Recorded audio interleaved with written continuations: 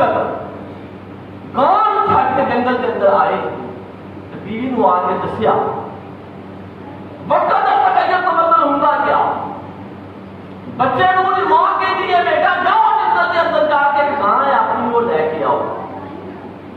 आख्या मां गां आख्या हाँ आख्या तेरे बाप ने आख्या थी कि उन्होंने गांव जंगल के अंदर आवाज दे देनी है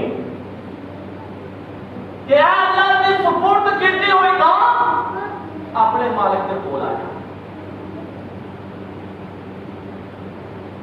उन्हें जिसको के जाके आवाज लगाई गांव के कोल आ गई। जिस वक्त गांव आ गई एक फरिश्ता आ गया। फरिश्ते ने